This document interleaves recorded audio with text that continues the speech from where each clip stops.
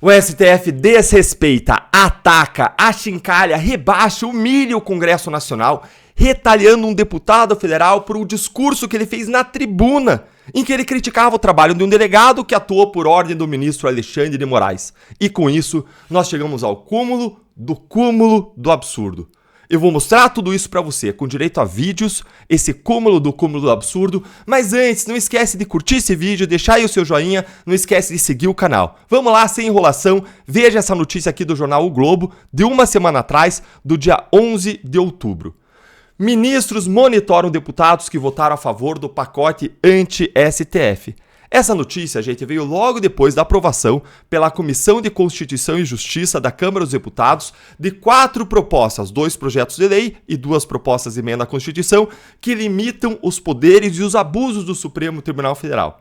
E leia aqui comigo o que a colunista Bela Megalha diz. Ela diz que os parlamentares que estão sendo foco de especial atenção são aqueles com processos em andamento no Supremo Tribunal Federal. Isso foi o que escreveu aí a colunista Bela Megalha do jornal O Globo, deixando claro que o Supremo estaria se preparando para retalhar os deputados federais.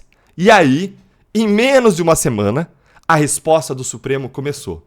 O deputado Marcel Van Hatten, que é um deputado federal do Novo pelo Rio Grande do Sul, anunciou nesta semana, no dia 15, nas suas redes sociais, que o ministro Flávio Dino abriu um inquérito criminal contra ele e determinou que ele prestasse um depoimento à Polícia Federal. Em seguida, a gente vai ver um vídeo do Marcel falando sobre isso.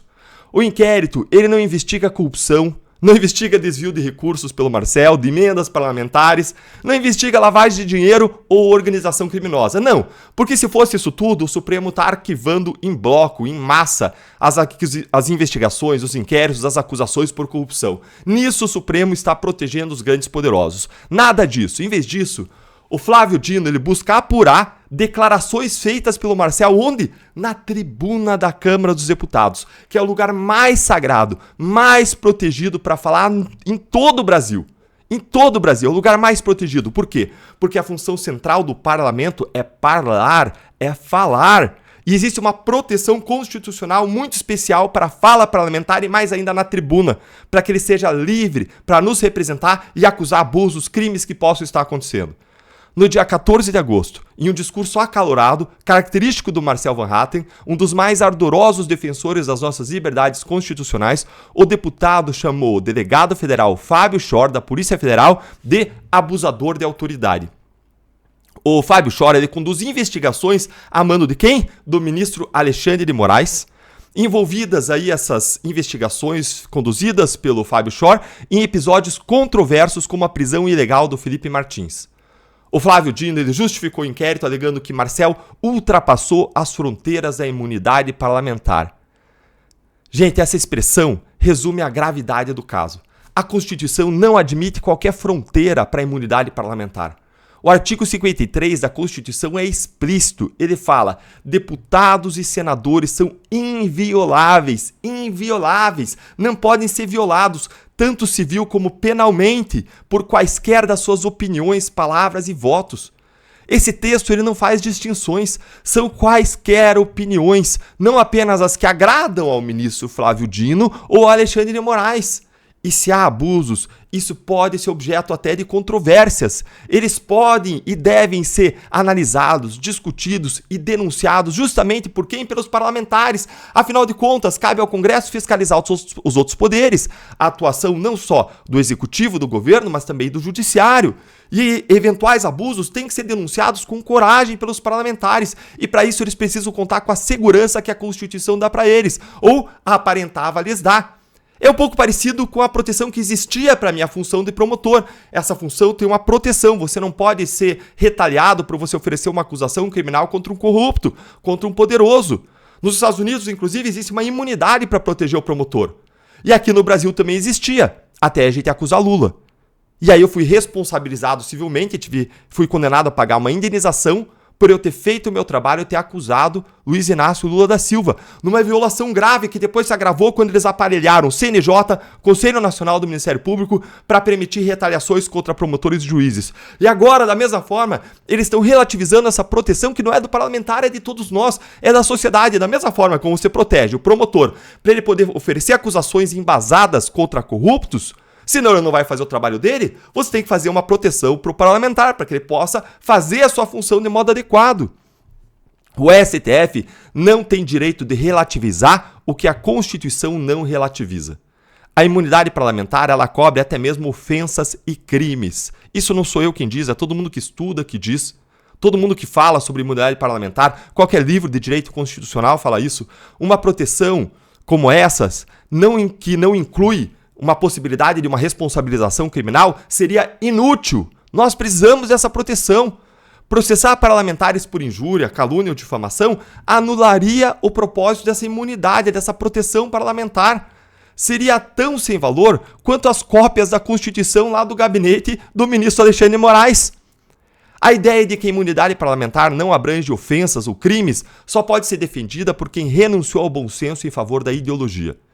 Ademais, o discurso do Marcel foi proferido na tribuna da Câmara, um espaço sagrado em qualquer democracia madura, em que até mesmo o STF, em decisões passadas, evitava interferir. E mais ainda, ele está acusando uma coisa que várias pessoas estão acusando, abusos praticados por ordem do Supremo Tribunal Federal.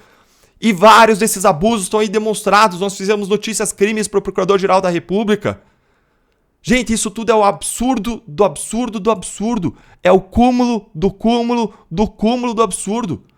O discurso do deputado é público, é gravado, está divulgado nas redes sociais e o seu teor não foi negado pelo Marcel Van Hatten. Qual seria então o motivo para abrir uma investigação? O único propósito aparente é constranger e perseguir judicialmente um parlamentar que está incomodando o sistema. Essa é a grande verdade.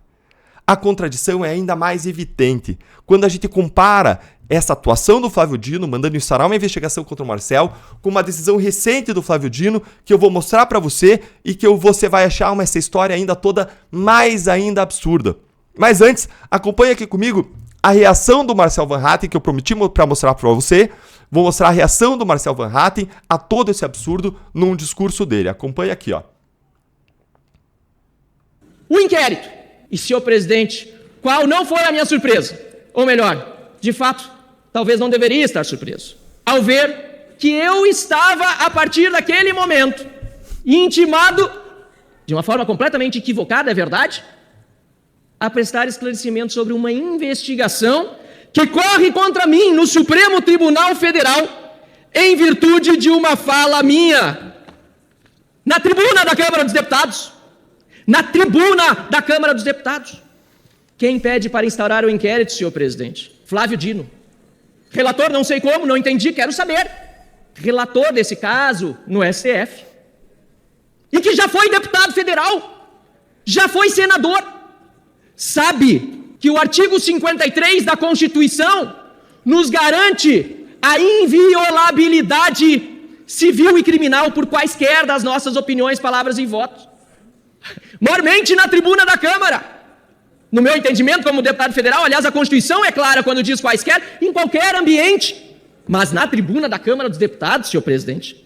Mas, Flávio Dino, ministro do STF, diz ele que, em tese, em uma primeira análise, os fatos podem ultrapassar as fronteiras da imunidade parlamentar. E, inclusive, diz que eu poderia estar cometendo crime contra a honra ao chamar um covarde de covarde, um bandido de bandido, porque é isso que um policial federal é, ao atuar à margem da lei, como faz sim Fábio Álvares Chor, que cria sim relatórios fraudulentos para, por exemplo, manter preso Felipe Martins ilegalmente, sem fundamentação.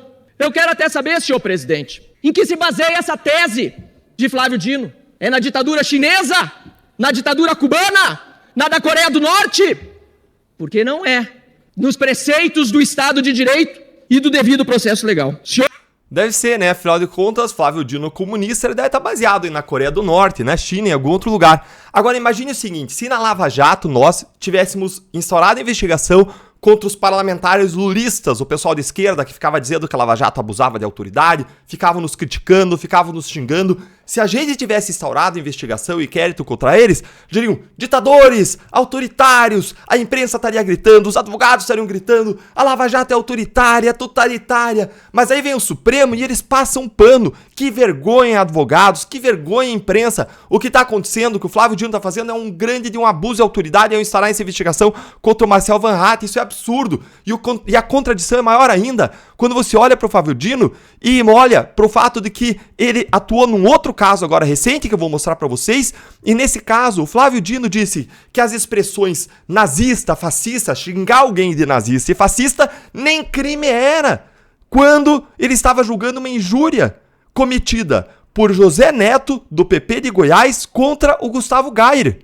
Aí quando é contra alguém de direita, aí não tem problema xingar de nazista, de fascista, é isso? Dá uma olhadinha aí no trecho em que isso aconteceu, em que esse xingamento aconteceu. Acompanha aí comigo que eu vou mostrar pra você. Eu não tenho inimigos na política. Eu tenho adversários, idiotas, fascistas, nazistas, e esse Gustavo Gayer. Isso é a pior espécie que tem, né? Nazista, fascista, cara que foi lá em Brasília bater numa enfermeira lá, eu não tenho o menor respeito. Ele bateu na enfermeira? Bateu na enfermeira, lá em frente ao Congresso Nacional. E se ele fosse homem, Gustavo Gayer, ele vinha aqui debater comigo aqui. Opa. Se ele fosse homem. Gente, olha isso aí, ó. O José Neto aí do PP, ele xingou o Gustavo Gayer de nazista e de fascista. Aí pro Dino, nazista, chamar de nazista é aceitável quando ofendido é de direita. Dá uma olhadinha como que o Dino tentou justificar isso. Acompanha aí o voto do Dino em relação a esse xingamento. Aí, se vamos falar de justiça, senhores parlamentares, vamos falar de justiça, de parcialidade. Eu considero que a palavra nazista, fascista, não possui o caráter de ofensa pessoal ao ponto de caracterizar calúnia, injúria e difamação. É uma corrente política estruturada na sociedade, no planeta. Basta examinar as eleições da Alemanha em curso, em que há um partido que é formado basicamente por herdeiros dessa corrente política. Gente, é surreal. O mesmo Dino que admite chamar o Gayer de fascista, de nazista, diz que chamar de abusador da autoridade não é aceitável aí. Mesmo sendo dito isso por um deputado federal que tem imunidade material e quando essa fala é embasada em fatos comprovados e feita na tribuna da Câmara. O mesmo ministro que não considera ofensas nazista ou fascista como ofensas, como crimes, conseguiu condenar o influenciador Monark a 1 ano e 2 meses de prisão por ter chamado ele de gordola. Gente, a seletividade é clara. Se a fala vem de um aliado, aí é tolerada. Se vem de um adversário, aí é punida. É o que se fez mais uma vez agora no caso de Marcel Van Hatten.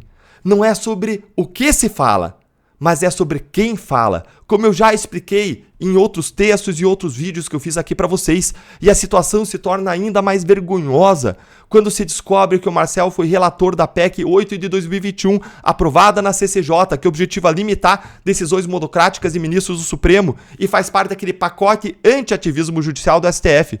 A mensagem transmitida pela colunista do Globo, a Bela Megali, que eu mostrei para vocês ali no começo, vou colocar aqui na tela de novo, essa mensagem aqui, transmitida pela Bela Megali, se concretizou. O Marcel, um crítico veemente dos abusos do Supremo, relatou uma proposta que restringe o poder dos ministros e poucos dias depois, o que acontece? Ele se torna alvo de um inquérito sigiloso por declarações feitas na tribuna contra um delegado que executa ordens de morais que muitas vezes pessoas, não só o Marcel, consideram que são abusos de autoridade. E por que isso que eu estou falando para vocês é uma humilhação para o Congresso? Porque a tribuna é o lugar mais sagrado para falar, a função central do Congresso, protegida pela Constituição. Porque ao buscar punir um parlamentar por fazer sua função, Dino está agindo não contra o Marcel, mas contra todo o Congresso. Porque isso é uma humilhação para quem está na chefia do poder, para Pacheco e também para o presidente da Câmara, para o Lira. Porque o Supremo está mostrando que não há tripartição de poderes. Ao Supremo e a 2 poderes subalternos. E que ele é que é Supremo. E que ele é quem manda. Porque isso não é só uma ofensa contra os poderes, porque isso é uma ofensa mais contra toda a população, porque isso ofende a Constituição. Gente, não é o fim de Marcel, não é o fim da imunidade parlamentar, é o fim da democracia.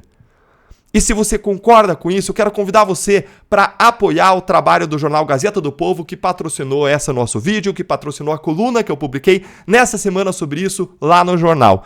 E eu quero convidar você para conhecer esse jornal, para assinar. Basta você digitar aí gazetadopovo.com.br/Deltan e você vai entrar nessa página e você vai encontrar uma promoção especial. Vou deixar o link aqui para você também na descrição do vídeo. Com R$1 por mês, por 3 meses, nos primeiros 3 meses você assina a Gazeta, você tem acesso integral e você cancela quando quiser. Se acabar os 3 meses, você cansou, não gostou, você vai cancelar, mas eu tenho certeza que você vai gostar e vai apoiar esse jornal, que apoia o nosso trabalho, que apoia a direita, que apoia a contenção, a luta contra os abusos judiciais do ministro Alexandre de Moraes. Então acessa lá, assina para que a gente possa seguir lutando juntos em diferentes áreas, em diferentes dimensões. Se você gostou desse vídeo, deixa o seu comentário, curte e compartilha.